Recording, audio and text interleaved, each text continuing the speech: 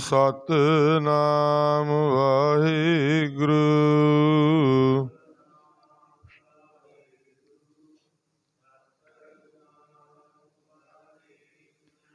वाहिगुरु जी का खालसा वाहिगुरु जी की फतेह। परम सत्कारयोग पातशाह जी दी साजी नवाजी गुरु रूप गुरु खालसा साध संगत जीओ, पातशाह जी दी मेहर कृपा दा सदका चल रही शब्द विचार लड़ीवार कथा दे भाई पातशाह जी दे 49 शब्द कल संपूर्ण होए सी। सतगुरु जी 50वें शब्द दे विच 199 अंग ते सुभाईमान पातशाह जी गौड़ी राग विच पंचम पिता जी भाई ये शब्द उचारण करते हैं जी। गौड़ी महला पंजवा। संत प्रसाद हर नाम ध्याया तब ते धावत मन तृप्ताया। धन धन श्री गुरु अर्जन देव साहब जी महाराज पंचम पिता शांति दे पुंज नाम के जहाज सतगुरु जी आई अपनी रसना तो शब्द उचारण करते हुए बचन करते हैं। संत प्रसाद हर नाम ध्याया। कहते जदों कोई जपरानी कोई जग्यासू गुरां दी कृपा दे नाल नाम नूं ध्याउंदा है, संत तो भाव सच्चा गुरु, उहदी कृपा दे नाल प्रसाद तो भाव कृपा हुंदी है। प्रसाद ते प्रसाद ये दो लफ्ज़ हन अलग अलग। जे प्रसाद है तां उहदी कृपा है, जे प्रसाद है तां वो आपां देख सकते हाँ, उहनूं प्रसाद कहंदे हन। इत्थे महाराज जी कृपा बारे वर्णन करते हैं। कहंदे गुरु की कृपा दे नाल हरि दा नाम जपिया जाता है तब ते धावत मन तृप्ताया। महाराज जी कहंदे जदों दे जपन लगे आ उदों दा मन जिहड़ा है धावत मन तृप्ताया। कहंदे माया दे खिच तो माया दे मोह तो माया दी लालसा तो हट के तृप्त हो गया। पातशाह जी कहंदे तब ते धावत मन जिहड़ा काबू च नहीं सी आउंदा मन, जिहड़े मन दी संसारी फुरनिया प्रति रफ्तार सी, माया दे मोह दे विच माया दे मध विच दौड़दा सी, महाराज जी कहंदे वो तृप्त हो गया एक मिनट विच। ਉਹਦੀ किरपा हुई सतगुरां दी। महाराज जी कहंदे मन जपण दी जाच आई ते मन दे नाल जपण दे नाल जदों मन महाराज जी कहंदे भजदा सी दौड़दा सी ते महाराज जी कहंदे दी भुख नहीं सी लैंदी, वो तृप्त हो गया नाम दी भोजन दे नाल, नाम दी कमाई दे नाल। सुख विसराम पाया गुण गाए ते महाराज जी कहंदे उहनूं पाउण दे नाल गाउण दे नाल सुख विश्राम मिलदा, सुख की प्राप्ति हुंदी, आत्मा दा सुख, आत्मा दी महाराज जी कहंदे निवृत्ति, दुखा दा नाश हुंदा, सुख की प्राप्ति हो जाती है। शर्म मिटिया मेरी हत्ती बलाए। महाराज जी कहंदे जिहड़ी बला सी ना वो लै गई। महाराज जी कहंदे मेरी हत्ते बलाए। शर्म मिटिया महाराज जी कहंदे वो डर मिट गया, भौ लै गया ते महाराज जी कहंदे भौ जिहड़ी बला सी उतर गई। रहा करम चरण कमल आराध भगवंता। कहंदे भाई वो मालक दे चरण कमलों नूं आराधना चाहिदा।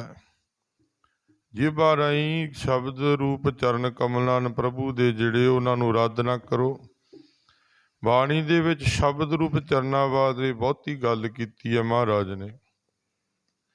ਆਤਮਿਕ ਚਰਨ ਕਹਿੰਦੇ ਹਨ, ਸ਼ਬਦ ਰੂਪੀ ਚਰਨ ਜਿਹੜੇ ਮਨ ਅੰਦਰ ਧਾਰਨ ਕਰਨੇ ਹਨ। ਜਿਵੇਂ ਪਹਿਲੋਂ ਜਦੋਂ ਮਹਾਰਾਜ ਸਰੀਰ ਵਿੱਚ ਸਨ, ਸਰੀਰ ਰੂਪ ਤੇ ਸੰਸਾਰ ਨੂੰ ਤਾਰਨ ਵਾਸਤੇ ਆਏ 10 ਜਾਮਿਆਂ ਦੇ ਵਿੱਚ, ਉਦੋਂ ਲੋਕ ਪੈਰਾਂ ਦਾ, ਸੰਸਾਰੀ ਚਰਨਾਂ ਦਾ ਵੀ ਧਿਆਨ ਧਾਰਦੇ ਸੀ, ਟੇਕ ਰੱਖਦੇ ਸੀ ਗੁਰਸਿੱਖ ਪਿਆਰੇ। ਪਰ ਜਦੋਂ ਦਾ ਸ਼ਬਦ ਦੇ ਲੜ ਨਾਲ ਲਾਇਆ, ਮਹਾਰਾਜ ਨੇ ਸ਼ਬਦ ਨੂੰ ਗੁਰੂ ਬਣਾਇਆ, ਉਦੋਂ ਦਾ ਆਤਮਿਕ ਚਰਨਾਂ ਦਾ ਧਿਆਨ ਧਾਰਨਾ ਹੈ ਗੁਰਸਿੱਖ ਨੇ। ਮਹਾਰਾਜ ਜੀ ਕਹਿੰਦੇ ਚਰਨ ਕਮਲ ਅਰਾਧ ਭਗਵੰਤਾ, ਇਹ ਭਾਈ ਉਹਦੇ ਚਰਨ ਕਮਲਾਂ ਨੂੰ ਮਨ ਦੇ ਅੰਦਰ ਆਰਾਧਨਾ ਕਰ।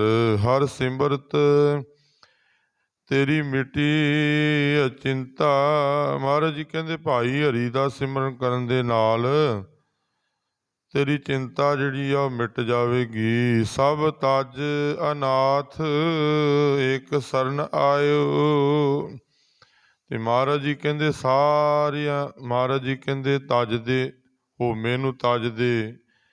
ਮਹਾਰਾਜ ਜੀ ਕਹਿੰਦੇ ਅਨਾਥ, ਤੂੰ ਅਨਾਥ ਸੈ ਨਾ, ਤੇਰਾ ਕੋਈ ਵਾਲੀ ਨਹੀਂ ਸੀ। ਕਹਿੰਦੇ ਇੱਕ ਸਰਨ ਦੇ ਟੇਕ ਵੱਜ ਲਏਗੀ, ਜਦੋਂ ਇੱਕੋ ਮਾਲਕ ਨਾਲ ਤੂੰ ਜੁੜ ਜਾਵੇਂਗਾ, ਤੇਰਾ ਉਹ ਸਹਾਰਾ ਬਣ ਜਾਏਗਾ, ਤੂੰ ਨਾਥ ਨਹੀਂ ਰਹੇਗਾ। ਤੇਰੀ ਆਤਮਾ ਨਾਥ ਨਹੀਂ ਹੋਵੇਗੀ, ਉਹਦਾ ਬਾਬਲ, ਉਹਦਾ ਪਤੀ ਪਰਮੇਸ਼ਰ ਪ੍ਰਭੂ ਵਾਰਸ ਬਣ ਜਾਵੇਗਾ।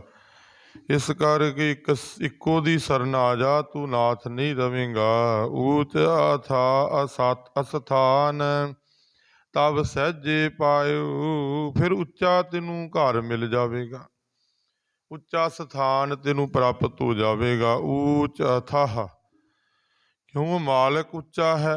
ਊਚ ਅਪਾਰ ਬੇਅੰਤ ਸੁਆਮੀ, ਕੌਣ ਜਾਣੇ ਗੁਣ ਤੇਰੇ। ਸ਼ਬਦ ਪੜ੍ਹਦੀ ਹੈ, ਆਪਾਂ ਪੜ੍ਹਦੇ ਹਾਂ ਬਾਣੀ ਦੇ ਨੇਕਾਂ ਹੀ ਆ ਜਾਣ, ਸਾਹਮਣੇ ਆ ਜਾਣਗੀਆਂ ਧਾਰਨਾ।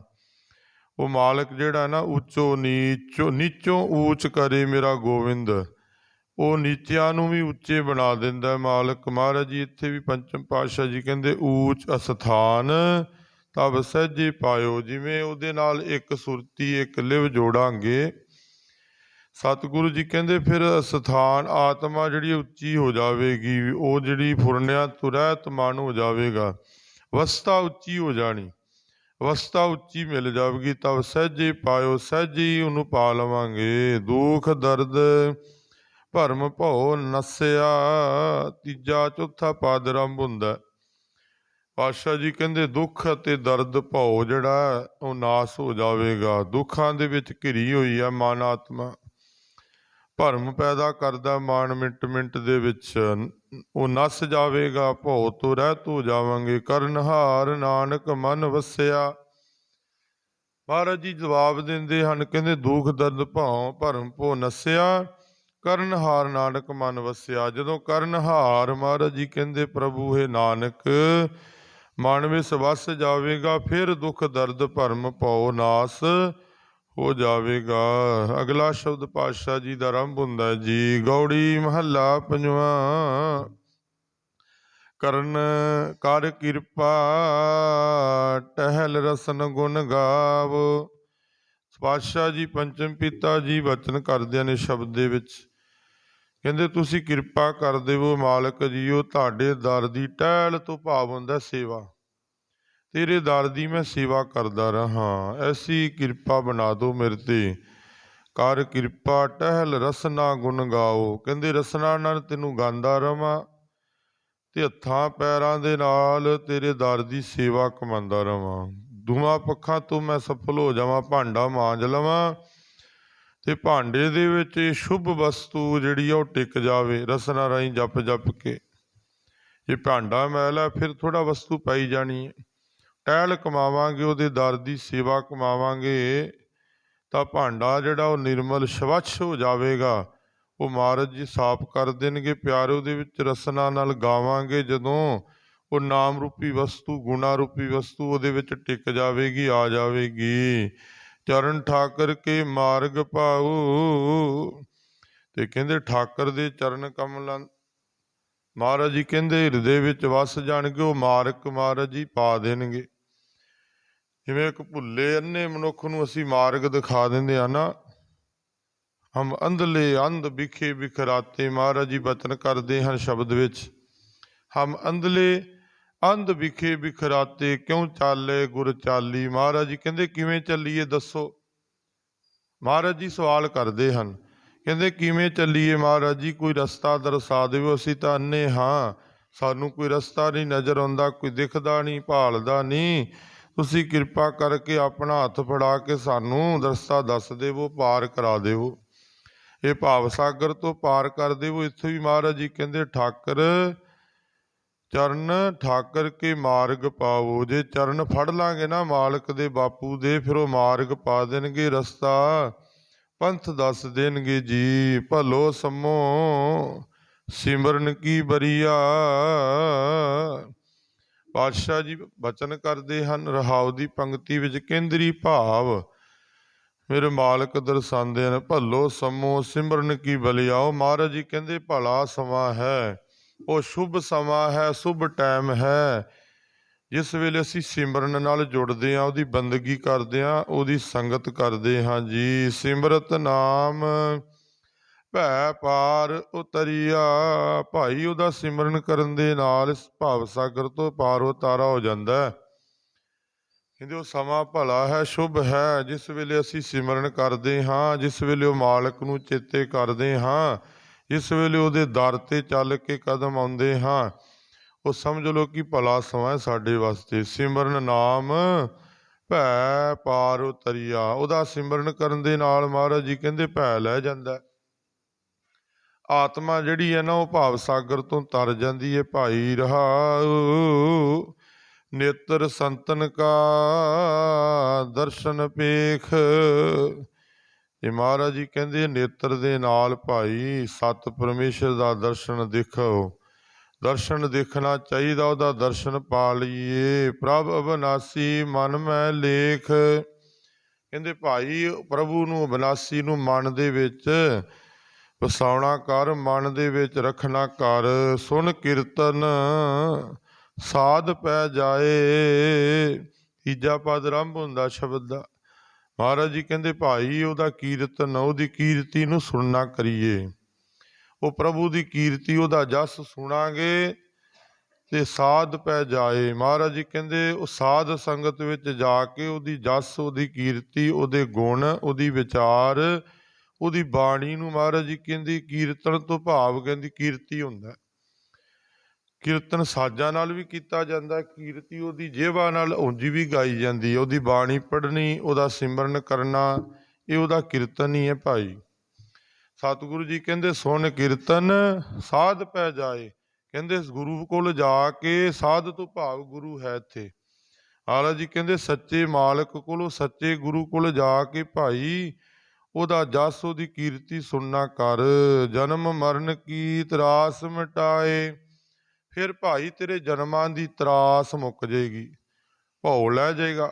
ਜਨਮ ਮਰਨ ਦਾ ਜਿਹੜਾ ਭਉ ਹੈ ਨਾ, ਜੰਮਣ ਮਰਨ ਵਿੱਚ ਪੈਂਦੀ ਆਤਮਾ, ਕਹਿੰਦੇ ਉਹ ਜਨਮਾਂ ਦਾ ਦੁੱਖ ਟੁੱਟ ਜਾਵੇਗਾ, ਲੈ ਜਾਵੇਗਾ। ਚਰਨ ਕਮਲ ਠਾਕਰ ਉਰ ਧਾਰ। ਖੀਰਲਾ ਪਦ ਸ਼ਬਦ ਦਾ ਆਰੰਭ ਹੁੰਦਾ ਭਾਈ। ਸਤਿਗੁਰੂ ਜੀ ਕਹਿੰਦੇ ਚਰਨ ਕਮਲ ਠਾਕਰ ਉਰ ਧਾਰ। ਠਾਕਰ ਦੇ, ਹਰੀ ਦੇ, ਪ੍ਰਭੂ ਦੇ ਨਾਮ ਰੂਪੀ ਚਰਨਾਂ ਨੂੰ ਧਾਰਨਾ ਕਰ ਗੁਰਸਿੱਖ। ਦੁਰਲਭ ਦੇ ਨਾਨਕ ਨਿਸਤਾਰ।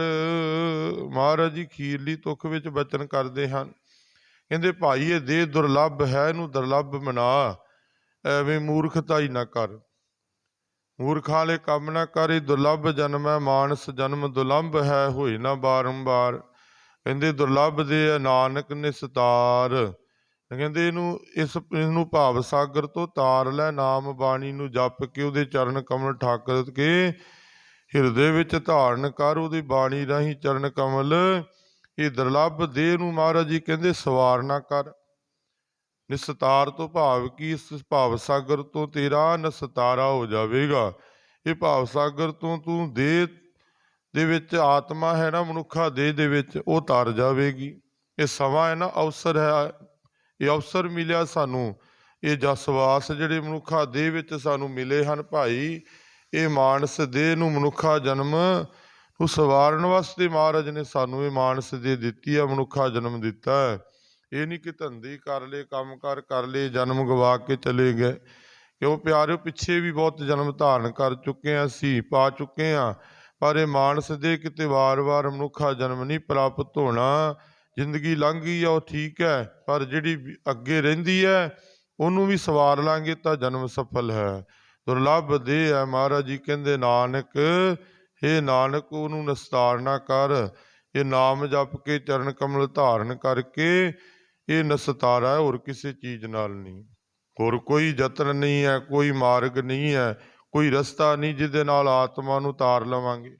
ਇੱਕੋ ਹੀ ਹੈ ਠਾਕਰ ਦਾ ਨਾਮ, ਇਹ ਚਰਨ ਕਮਲ ਹਨ, ਉਹ ਹਿਰਦੇ ਵਿੱਚ ਧਾਰੋ ਵੜ ਕੇ ਜੇਬਾ ਰਾਹੀਂ ਜਪ ਕੇ, ਜਿਹਦੇ ਨਾਲ ਭਾਈ ਇਹ ਸਾਗਰ ਤੋਂ ਪਾਰੋ ਤਾਰਾ ਹੋ ਜਾਵੇਗਾ। ਇਹ ਭਾਈ ਅੱਜ ਦੇ ਸ਼ਬਦਾਂ ਦੀ ਵਿਚਾਰ ਹੈ। ਸਤਿਗੁਰੂ ਜੀ ਪੰਚਮ ਪਾਤਸ਼ਾਹ ਜੀ ਸਾਨੂੰ ਜੀਵਾਂ ਨੂੰ ਉਪਦੇਸ਼ ਬਖਸ਼ਦੇ ਹਨ ਜੀ। ਭਾਈ ਇੰਨੀਆਂ ਕੁ ਹਾਜ਼ਰੀਆਂ ਪ੍ਰਵਾਨ ਕਰਿਓ। ਬਾਣੀ ਵਿਚਾਰ ਦੇ ਸੇਵਾ ਨਿਭਾਉਂਦੇ ਜੀ। ਅਨੇਕਾਂ ਭੁੱਲਾਂ ਦੀਆਂ ਮਹਾਰਾਜ ਜੀ ਸਮੱਤ ਬਖਸ਼ਣ। ਆਈਆਂ ਸਮੂਹ ਸੰਗਤਾਂ ਦੀਆਂ ਭਾਈ ਹਾਜ਼ਰੀਆਂ ਪ੍ਰਵਾਨ ਕਰਨ ਜੀ। ਵਾਹਿਗੁਰੂ ਜੀ ਕਾ ਖਾਲਸਾ, ਵਾਹਿਗੁਰੂ ਜੀ ਕੀ ਫਤਿਹ।